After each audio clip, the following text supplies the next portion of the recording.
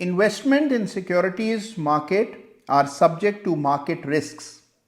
Read all the related documents carefully before investing. जीवन के हर पल में, हर पहलू में जोखिम यानी कि खतरा छिपा होता है। शायद ही कोई ऐसी एक्टिविटी हो जिसमें किसी तरह का कोई रिस्क ना हो। कहीं आने में, जाने में, यात्रा करने में, स्कूल जाने में, कॉलेज में एडमिशन लेने में, हर चीज में कोई ना कोई खतरा, कोई ना कोई रिस्क जरूर होता है। लेकिन इन रिस्क को समझकर इनको संतुलित तरह से हम लगातार उठाते चले जाते हैं और उसी का रिवॉर्ड हमें मिलता है एक सफल जीवन के रूप में। बिल्कुल यही बात शेयर बाजार पर, ट्रेडिंग पर, निवेश पर भी लागू होती है। सबसे अहम चीज है रिस्क और रिवॉर्ड के बीच में समन्वय बनाना, यानी इन्हें संतुलित रखना। यह कहना आसान है, करना बहुत मुश्किल है।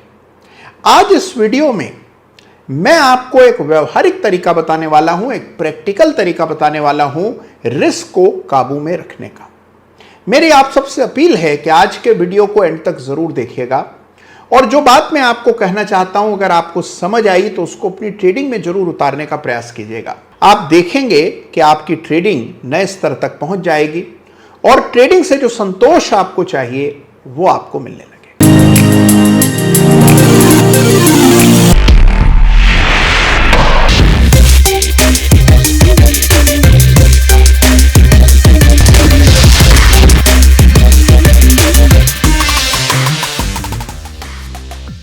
नमस्कार, जय श्री राम।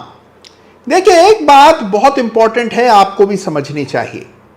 अगर आप दुनिया में जितने भी बैंक समय समय पर कभी भी तबाह हुए हैं उनकी हिस्ट्री उठा करके देखें, उनकी बर्बादी की मूल वजह तक पहुंचे तो आप पाएंगे कि हमेशा बर्बादी की वजह एसेट और लायबिलिटी का मिसमैच होता है। कंपनियां अगर तबाह होती हैं तो वजह होता है कि कर्जा ज्यादा होता है और पूंजी कम, यानी कि डेट और इक्विटी का मिसमैच होता है। ट्रेडर्स का इतिहास उठा करके देखें और देखें कि ट्रेडर तबाह क्यों होता है तो आप देखेंगे उसकी मूल वजह पुअर रिस्क रिवॉर्ड होता है, यानी रिस्क ज्यादा, रिवॉर्ड कम। रिस्क और रिवॉर्ड के बीच में समन्वय बनाने को ही असल पूछें तो ट्रेडिंग कहा जाता है। जो व्यक्ति इसे ठीक ढंग से कर पाता है वही ट्रेडिंग में सफलता हासिल करता है और ये इतने सालों के अपने ट्रेडिंग के अनुभव से पूरे दावे के साथ मैं आपको कह सकता हूं। लेकिन ये काम जितना आसान लगता है उतना आसान नहीं है और उसकी दो वजह हैं। सबसे पहले तो साइकोलॉजी और दूसरी वजह है कि इसके बारे में कभी चर्चा ही नहीं होती, यानी ये किया कैसे जाता है ये कोई बताता नहीं। तो आज इस वीडियो में मैं आपको बस यही बताने वाला हूं कि असल जीवन में रिस्क रिवॉर्ड को संतुलित कैसे रखा जाता है। तो ट्रेडर को रिस्क कैसे मैनेज करना चाहिए जिससे कभी वो ट्रेड से बाहर ना हो जाए, कभी उसका कारोबार ठप ना हो जाए, वो हमेशा पैसा कमाता रहे, हमेशा बाजार के ऊपर रहे। तो उसका तरीका आज मैं इस वीडियो में आपको बताने जा रहा हूं। लेकिन उससे पहले दो चीजें हैं जो आपको हमेशा याद रखनी है, कभी भुलानी नहीं है। सबसे पहले तो देखिए, रिस्क को इस तरह से कंट्रोल करना है जैसे इस पर आपका जीवन निर्भर करता हो, यानी कभी भी रिस्क पर से ध्यान नहीं हटाना, विशेष रूप से तब जबकि प्रॉफिट आ रहा हो। देखिए, जब प्रॉफिट आ रहे होते हैं, चीजें बड़ी अच्छी चल रही होती हैं, जो शेयर खरीद ले वही बढ़ रहा होता है, तब आमतौर पर रिस्क पर हमारा ध्यान नहीं जाता। तभी देखिए बड़ी मार पड़ती है और रिस्क सामने आकर के खड़ा हो जाता है।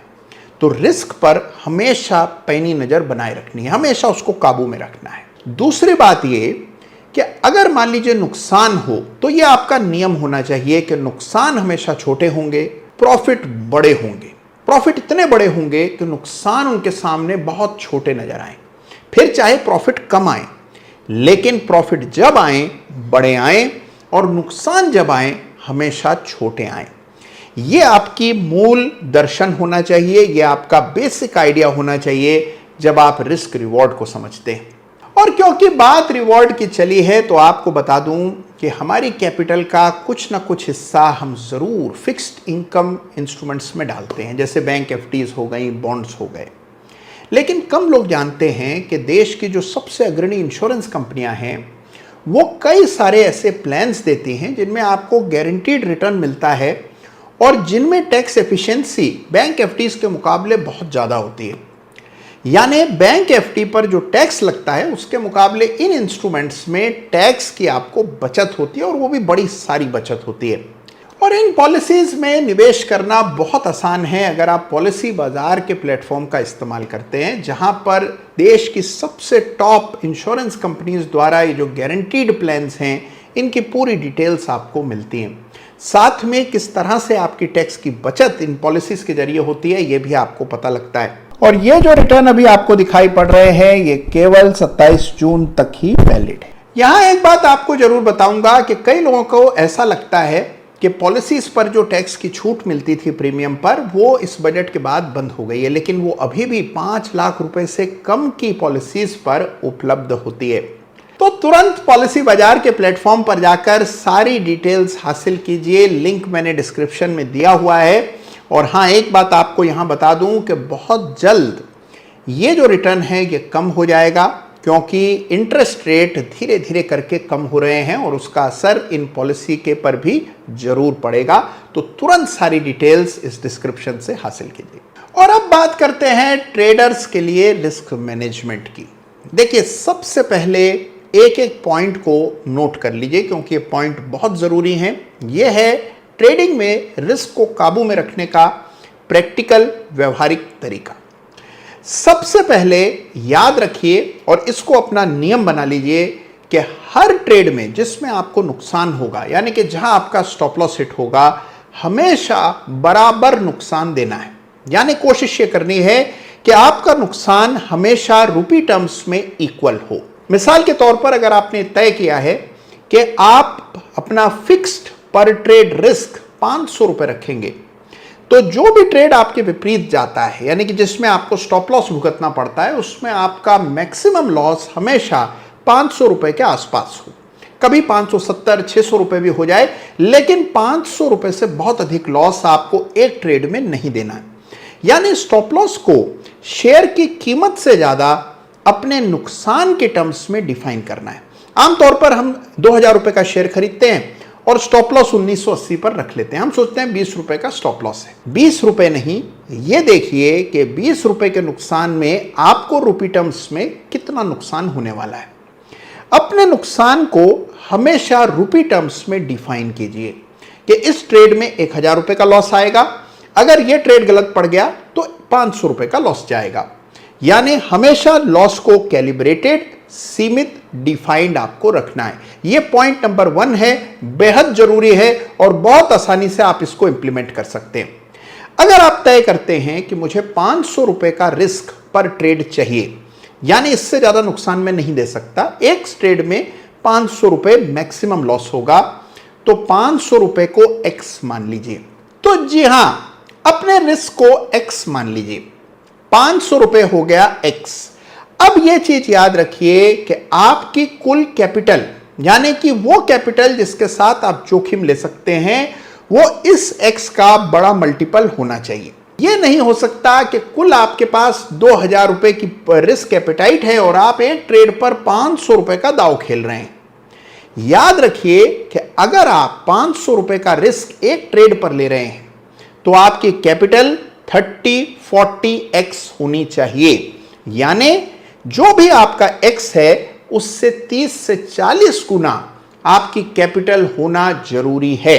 तीसरी बात जो आपको याद रखनी है वो ये है कि जो भी आपका x है उसके मुकाबले आपका रिवॉर्ड मिनिमम 2x होना चाहिए। यह उन स्ट्रेटजीज के लिए है जहां पर सफलता का दर यानी स्ट्राइक रेट बहुत हाई होता है। तो अगर स्ट्राइक रेट हाई है तो 2x, 2.5x या फिर 3x से भी काम चल जाएगा। लेकिन अगर आपकी स्ट्रेटजी में सफलता का दर कम है, यानी कि आप सफल होते हैं मुश्किल से 30-40% टाइम, यानी आपका स्ट्राइक रेट लो है, तो आपको रिवॉर्ड चाहिए 5x प्लस, यानी जो भी आपका x है उसके 5 गुना मिनिमम आपको प्रॉफिट आना चाहिए उन ट्रेड्स में जो सफल होते हो, अगर आपकी सफलता का दर औसत कम है।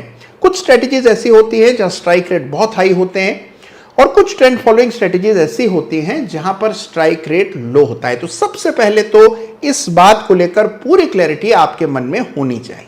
चौथी बात, देखिए असल में जो ट्रेडर्स वीर गति को प्राप्त होते हैं उनमें आमतौर पर नॉर्मल रिस्क नहीं बल्कि एक्स्ट्राऑर्डिनरी रिस्क कोई ऐसा रिस्क जिसके बारे में सोचा ही नहीं था, वो वजह साबित होती है। ये कैसे हो सकता है? मान लीजिए बड़ा गैप अप गैप डाउन हो जाए जिसकी आपने कल्पना ही नहीं की थी, कभी सोचा ही नहीं था कि ऐसा भी हो सकता है। कोई खबर आ जाए जिसके लिए आप बिल्कुल तैयार नहीं थे, या फिर मान लीजिए लिक्विडिटी रिस्क सामने आ जाए, आप शेयर बेचने जाएं तो पता लगे कि कोई ग्राहक ही नहीं है क्योंकि बाजार में अचानक से हड़कंप हो गया, बहुत नीचे जाकर के शेयर बेचना पड़ा। इसके अलावा देखिए ह्यूमन एरर हो जाते हैं, कई बार खरीदने की जगह बेचने की ट्रेड डल जाते हैं, कई बार क्वांटिटी में 1 0 एक्स्ट्रा लग जाता है। इसके अलावा ब्रोकर्स का रिस्क है। मान लीजिए जब आप ट्रेड करना चाहते थे उस समय ब्रोकर का सर्वर डाउन हो गया। ये सारे जो रिस्क हैं ये हैं एक्स्ट्रा ऑर्डिनरी रिस्क, जिनके बारे में आमतौर पर ट्रेडर कोई गणना नहीं करता और ना ही इनको अपनी कैलकुलेशन में शामिल करता है। लेकिन अच्छा ट्रेडर वो होता है जो हर परिस्थिति के लिए हमेशा तैयार रहता है, और ये असली खतरे हैं जिनसे आपको बच करके चलना है। तो एक्स्ट्रा ऑर्डिनरी रिस्क को भी ध्यान में रख करके चलना है। कभी मान लीजिए ट्रेड लेने लगे और इंटरनेट डाउन हो जाए, ये हंसने की बात नहीं है, ये रियल रिस्क हैं जिनसे प्रैक्टिकल लाइफ में ट्रेडर को जूझना पड़ता है। इसीलिए हर चीज का पुख्ता बंदोबस्त, एक नहीं 2 इंटरनेट कनेक्शन भी आपको रखने पड़ते हैं। तो इसीलिए जो भी जैसा भी रिस्क हो, हर रिस्क को काबू में करके चलना जरूरी है। और देखिए 5वीं और एक अहम बात यह है कि मान लीजिए आपकी ट्रेडिंग बहुत ही खराब चल रही है, आप 2 सप्ताह से लगातार नुकसान कर रहे हैं, 3 सप्ताह से नुकसान कर रहे हैं, तुरंत अपनी क्वांटिटीज को घटाना शुरू कर दें।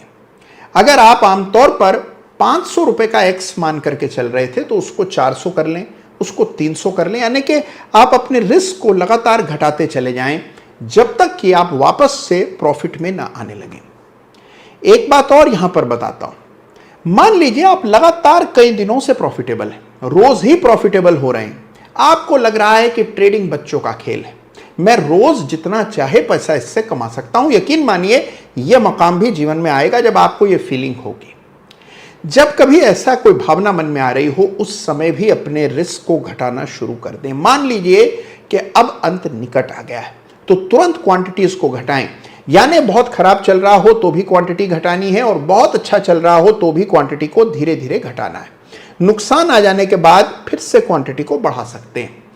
तो इस तरह से ये छोटे छोटे नुस्खे हैं जो कि इतने सालों की ट्रेडिंग के जीवन में मैंने सीखे हैं, समझे हैं, और मैं चाहता हूं कि आपके लिए लर्निंग कर्व आसान हो, छोटा हो, और इसीलिए बिना लाग लपेट के ट्रेडिंग का सबसे डिस्टिल्ड नॉलेज इस चैनल के जरिए हर सप्ताह आपके लिए लेकर के आता हूं। तो रिस्क रिवॉर्ड पर अगर आप विजय पा गए तो मान लीजिए कि आपको ट्रेडिंग में सफलता हासिल करने से कोई धरती की ताकत रोक नहीं सकती। तो आज का यह विशेष रिस्क रिवॉर्ड वीडियो आपको कैसा लगा मुझे जरूर बताइएगा। और हाँ, एक चीज आपको याद दिलाना है कि इस सप्ताह आपका यह चैनल अपनी 3rd बर्थडे मनाने जा रहा है, और इसी उपलक्ष्य में इस फ्राइडे को रात में 8 बजे एक विशेष अदालत होने वाली है, तो उसमें शामिल होना मत भूलिएगा। 8 PM 23 जून फ्राइडे अदालत लगेगी और आपको उसमें हाजिर होना है। और हाँ, पॉलिसी बाजार के जरिए अगर आप पॉलिसीज लेना चाहते हैं जिसमें फिक्स रिटर्न मिलता है तो सारी डिटेल्स डिस्क्रिप्शन में मैंने दी हैं, जरूर उससे भी चेक कीजिएगा। ख्याल रखिएगा अपना। धन्यवाद। जय हिंद, जय भारत।